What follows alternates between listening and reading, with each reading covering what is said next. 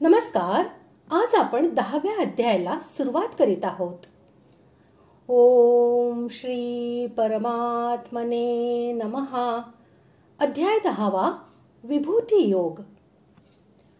या अध्यायामध्ये मुख्यतः भगवंतांच्या विभूतींचेच वर्णन आहे, म्हणून या अध्यायाचे नाव विभूती योग असे ठेवले आहे. आता आपण पहिल्या श्लोकाचा अर्थ जाणून घेऊया. 7व्या अध्यायापासून 9व्या अध्यायापर्यंत विज्ञानासह ज्ञानाचे जे वर्णन केले आहे ते फार गंभीर झाल्यामुळे आता पुन्हा तोच विषय दुसऱ्या प्रकारे चांगल्या रीतीने समजावून देण्यासाठी 10व्या अध्यायाचा प्रारंभ होत आहे. येथे पहिल्या श्लोकात भगवंत पूर्वोक्त विषयाचे पुन्हा वर्णन करण्याची प्रतिज्ञा करीत आहेत. श्लोक पहिला. श्री भगवानुवाच भूय एव महाबाहो शृणु मे परमं वचः यत्तेऽहं प्रीयमाणाय वक्ष्यामि हितकाम्यया. श्लोकाचा अर्थ. श्री भगवान म्हणाले, हे महाबाहो, आणखीही माझे परम रहस्यमय आणि प्रभावयुक्त म्हणणे ऐक, जे मी अतिशय प्रेमी अशा तुला तुझ्या हितासाठी सांगणार आहे. भूय या पदाचा अर्थ पुन्हा किंवा नंतर असा होतो आणि एव हे पद येथे अपि या अर्थी आलेले आहे. यांचा प्रयोग करून भगवंत हे दाखवित आहेत की 7व्या अध्यायापासून 9व्या अध्यायापर्यंत मी ज्या विषयाचे प्रतिपादन केले आहे तोच विषय आता प्रकारांतराने पुन्हा सांगत आहे. भगवंतांच्या विभूतींना तत्वाने जाणून घेतल्याने भगवंताविषयी भक्ती निर्माण होते, प्रेम जागृत होते. म्हणून कृपेला वश होऊन भगवंतांनी 7व्या अध्यायात कारण रूपाने 17 विभूती आणि 9व्या अध्यायात कार्यकारण रूपाने 37 विभूती सांगितल्या.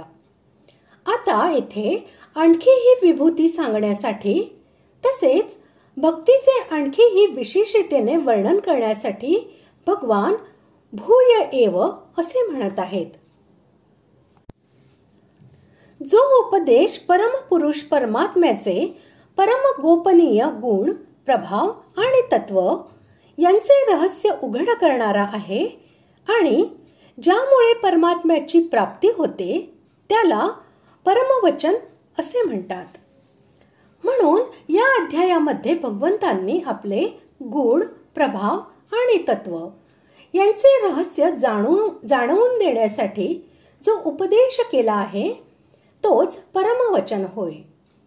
आणि तो पुन्हा ऐकण्यास सांगून भगवंतांनी असे दाखविले आहे की माझ्या भक्तीचे तत्व अत्यंत गहन आहे, म्हणून ते वारंवार ऐकणे परम आवश्यक मानून मोठ्या सावधपणे, श्रद्धेने व प्रेमाने ऐकले पाहिजे.